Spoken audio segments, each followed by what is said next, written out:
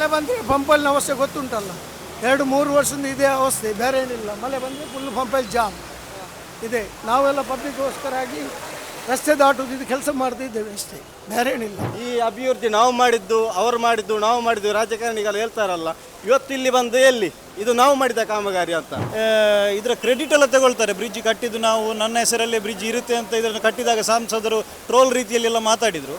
ಆದರೆ ಇದಕ್ಕೊಂದು ವೈಜ್ಞಾನಿಕವಾದ ಒಂದು ನೀರಿನ ವ್ಯವಸ್ಥೆ ಮಾಡಿಕೊಡ್ಲಿಕ್ಕೆ ಆಗಲಿಲ್ಲ. ಈ ಥರದ ಒಂದು ಸ್ಮಾರ್ಟ್ ಸಿಟಿ ಜಗತ್ತಿನಲ್ಲಿ, ಮಂಗಳೂರಲ್ಲಿ ಮತ್ತು ಭಾರತದಲ್ಲಿ ಮಾತ್ರ ಇರ್ಬೋದು. ಈಗ ಒಂದು ಜೀವ ಹೋಗಬೇಕು, ಬರ್ತಾರೆ ತನ್ನಾತಿಗೆ ಬರ್ತಾರೆ, ನಾಳೆ ಎಲ್ಲ ಮಿನಿಸ್ಟರ್ ನಾಳೆ ಬರ್ತಾರೆ. ಏನು ಇದಂತ ಸಮುದ್ರವ ನೋಡಿ ಅಂತ ನೀವು ನೋಡಿ, ಒಂದು ಜೀವ ಹೋಗ್ತದೆ ಗ್ಯಾರಂಟಿ. ಇಲ್ಲಿ ಯಾರು ಸಹ ಬರಲೇ ಇಲ್ಲ. ಎಷ್ಟು 2-3 ಗಂಟೆಯಿಂದ ಇದು ನೀರು ಬಂದು ಬ್ಲಾಕ್ ಆಗಿದೆ, ಯಾರು ಸಹ ಬರುವುದೇ ಇಲ್ಲ. ಏನು ಮಾಡೋದೇನಿಲ್ಲ, ಇದಕ್ಕೆ ಬೇಕಾದೊಂದು ಕ್ರಮ ತಗೊಳ್ಬೇಕು ನಮ್ಮ DC ಅವರು ಮತ್ತು ಇದರ MLA ಇವರೆಲ್ಲ ಸೇರಿ ಇದಕ್ಕೆ ಬೇಕಾದೊಂದು ಬಂದೋಬಸ್ತ್ ಮಾಡಬೇಕು. ಪಂಪೈಲ್ ಅಂದರೆ ಅಂತ 4 ರೋಡು ಟಚ್ ಆಗೊಂದು ರೋಡು, ಇದಕ್ಕೊಂದು ಪರಿಣಾಮ ಕಂಡುಹಿಡಿಬೇಕು. ಮಳೆಗೆ ನಮ್ಮ ಮಂಗಳೂರು ಈ ಸ್ಥಿತಿಗೆ ಬಂದಿದೆ ಅಂದರೆ ಇದು ಇಲ್ಲಿ ಸ್ಮಾರ್ಟ್ ಸಿಟಿ ಹೇಳ್ತಾರಲ್ಲ, ಅದರ ಸಚ್ಚಾಯಿ, ಬೇರೆ ಏನಿಲ್ಲ. ಇದು ಸ್ಮಾರ್ಟ್ ಸಿಟಿಯ ಸಚ್ಚಾಯಿ. ಈ ಅಭಿವೃದ್ಧಿ ನಾವು ಮಾಡಿದ್ದು, ಅವರು ಮಾಡಿದ್ದು, ನಾವು ಮಾಡಿದ್ದು ರಾಜಕಾರಣಿಗಳು ಹೇಳ್ತಾರಲ್ಲ, ಇವತ್ತು ಇಲ್ಲಿ ಬಂದು ಎಲ್ಲಿ ಇದು ನಾವು ಮಾಡಿದ ಕಾಮಗಾರಿ ಅಂತ. ಇದು ಪಕ್ಕಾ ಅವೈಜ್ಞಾನಿಕ ಕಾಮಗಾರಿಯ ಒಂದು ಪ್ರತಿಬಿಂಬ ಅಷ್ಟೇ, ಇದರಲ್ಲಿ ಬೇರೆ ಏನೂ ಇಲ್ಲ. ಇದರದ್ದು ಎಲ್ಲ ರಾಜಕಾರಣಿಗಳು ಇಲ್ಲಿಯ ಆಗರಣದಲ್ಲಿ ಭಾಗಿಯಾಗಿದ್ದಾರೆ ಅಷ್ಟೇ. ನಾನು BC ರೋಡಿಂದ ಬಂದವ, ನನಗೆ ಮಂಗಳೂರು ಪೇಟೆಯಲ್ಲಿ ಕೆಲಸ ಇತ್ತು. ಈಗ ಇಲ್ಲಿ ಬಂದು ನಾನು 1.5 ಗಂಟೆ ಮೇಲೆ ಆಯಿತು.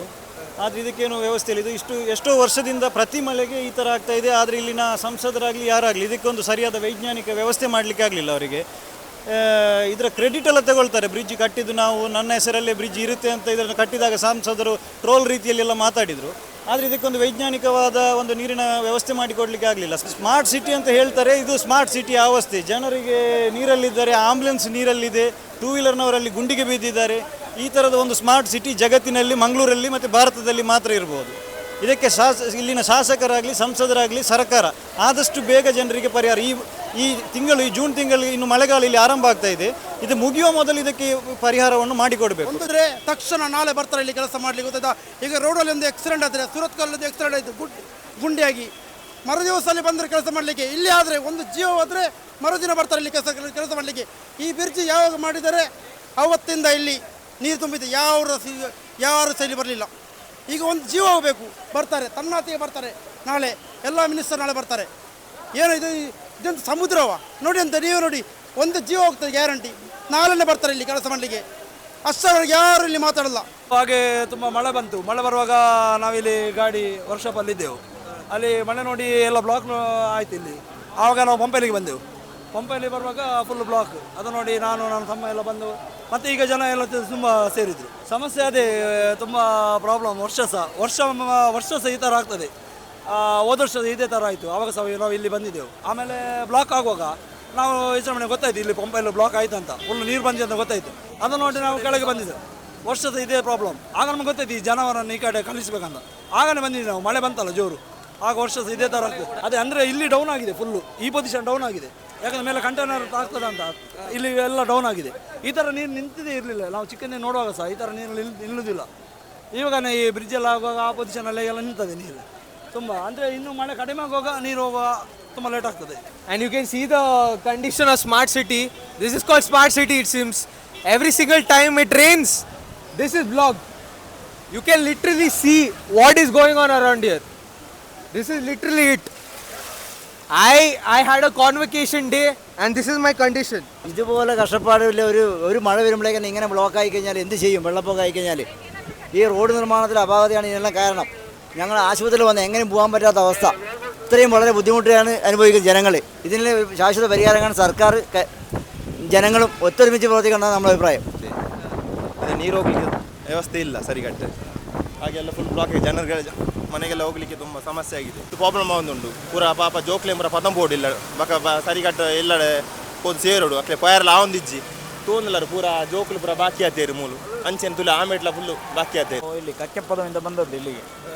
ಒಂದು ನನ್ನ ಗಾಡಿಯಲ್ಲಿ ಕರ್ಕೊಂಡು ಬಂದದ್ದು ಹೆರಿಗೆಣ ಹೋಗಿ ಅಂತ ಹೇಳಿ. ಇಲ್ಲೊಂದು ಪಡೀಲಲ್ಲಿ ಒಂದು ಅರ್ಧ ಗಂಟೆ ಕಾಯ್ದೇವು ನಾವು. ಅಲ್ಲೇ ಆಗಿದೆ ಒಂದು ಅರ್ಧ ಗಂಟೆ ಅಷ್ಟಾಯಿತು ಟೈಮ್. ಇಲ್ಲಿ ಬಂದ ಮೇಲೆ ಇಲ್ಲಿ ಒಂದು ಅರ್ಧ ಗಂಟೆ ಟೈಮ್ ವೇಸ್ಟ್ ಆಯಿತು. ಮತ್ತೆ ಜೋರು ಹೆರಿಗೆ ನೋವು ಬಂತಂತ ಹೇಳಿ ಮತ್ತೆ ಪೊಲೀಸರಿಗೆ ಮತ್ತೆ ಜನಗಳ ಹತ್ರ ಎಲ್ಲ ಮಾತಾಡಿದ ನಂತರ ಒಳ್ಳೆ ಒಂದು ಸಹಕರಿಸಿ ಇಲ್ಲಿಂದ ಒಂದು ರಿಕ್ಷೆ ವ್ಯವಸ್ಥೆ ಎಲ್ಲ ಮಾಡಿ ಕಳಿಸಿದರು. ಈಗ ಲಾಸ್ಟ್ 2-3 ಡೇಸಿಂದ ತುಂಬ ಸಿಕ್ಕಾಪಟ್ಟೆ ಮಳೆ, ಎಸ್ಪೆಷಲಿ ಪಂಪೇಲ್ ಸರ್ಕಲ್ ಅದೇ ಫುಲ್ ನೀರು ತುಂಬಿ ನಮ್ಮದು ಗಾಡಿ ಎಲ್ಲ ಡ್ಯಾಮೇಜ್ ಆಗಿದೆ. ಗಾಡಿ ಆ ಕಡೆ ನಿಲ್ಲಿಸ್ಬಿಟ್ಟು ನಡ್ಕೊಂಬರ್ತಾ ಇದ್ದೀನಿ. ನಮ್ದು ಇಲ್ಲೇ ಇರೋದು ನಿಯರ್ ಆಫೀಸ್ ಇದೆ. ಬಟ್ ಬೆಂಗಳೂರು ಇವತ್ತು ನೈಟ್ ಹೋಗ್ಬೇಕು, ನೋಡ್ಬೇಕು ಏನು ಸಿಚುವೇಶನ್ ಅಂತ, ಆಮೇಲೆ ಗೊತ್ತಾಗುತ್ತೆ. ಬಸ್ ಏನಾದರೂ ಸರ್ವಿಸ್ ಬಿಡ್ತಾರಾ ಇಲ್ಲ ನೋಡ್ಬೇಕು, ಆಮೇಲೆ ಕಾದು ನೋಡಬೇಕು. ಅಂದರೆ ಮಳೆ ಮೊನ್ನೆ ಕೂಡ ಬರುವಾಗ ಇದೇ ಥರ ಆಗಿದೆ. ಇದು ಫಸ್ಟ್ ಟೈಮ್ ಅಂತ ಇಲ್ಲ, ಮೊನ್ನೆದು ಮಳೆ ಕೂಡ ಇದೇ ಆಗಿದೆ. ನೆಕ್ಸ್ಟ್ ಈಗ ಎರಡನೇ ಸರ್ತಿ ಇದು ಆಗ್ತಾ ಇರೋದು. ಅಂದರೆ ರೋಡ್ ಎಲ್ಲ ಆಗಿದೆ, ರೋಡ್ ಆಗಲಾಗಿ ಅಲ್ಲೆಲ್ಲ ಡೌನ್ ಇದೆ. ಆ ಥರ ಮಳೆ ನೀರು ಹೋಗ್ಲಿಕ್ಕೆ ಜಾಗ ಇಲ್ಲ. ಅದೇ ಸಮಸ್ಯೆ, ವರ್ಷ ಅದೇ ಪ್ರಾಬ್ಲಮ್. ನೀರು ಎಲ್ಲಿಂದ ಹೊಂಡ ಎಲ್ಲ ತೋಡೆಲ್ಲ ಸಣ್ಣದಿದೆ. ಹೌದು, ನಾವು ಸಣ್ಣದಿಂದ ಇಲ್ಲೇ ಇರೋದು. ಮೊದಲು ಸಣ್ಣದಿರುವಾಗ ಈ ಥರ ಪ್ರಾಬ್ಲಮ್ ಇರಲಿಲ್ಲ. ಈಗ ಒಂದು 4-5 ವರ್ಷದಿಂದ ಇದೇ ಪ್ರಾಬ್ಲಮ್ ಬರ್ತಿದೆ. ಇದು ಸರ್ಕಾರ ಏನಾದರೂ ನೋಡಬೇಕು. ನಮ್ಮ ಮನೆಯೊಳಗೆ ಹಾಗೆ ಬಂದಿದೆ ಮೊನ್ನೆ ಉಳ್ಳಳದಲ್ಲಿ. ಇದು ಕಳೆದ ಹಲವಾರು ವರ್ಷ ನಡೀತಾ ಇದೆ. ಈ ಬಗ್ಗೆ ನೀವೇನು ಹೇಳ್ತೀರಿ? ಹೌದಾ, ಅದು ಗೊತ್ತಿಲ್ಲ ಸರ್ ನಮಗೆ. ನಾವು ಎಲ್ಲಿಂದ ಬರೋದು? ನಾನು ತೊಕ್ಕೊಟ್ಟು ಉಳ್ಳಳಬೆಯಿಂದ ಬರೋದು. ನಿಮಗೆ ಸಮಸ್ಯೆ ಆಯ್ತು? ಸಮಸ್ಯೆ ಆಯಿತು, ಮತ್ತೆ ಟೈಮು ಆಯ್ತಲ್ಲ ಹೋಗ್ಲಿಕ್ಕೆ, ಮನೆಗೆ ಹೋಗ್ಲಿಕ್ಕೆ.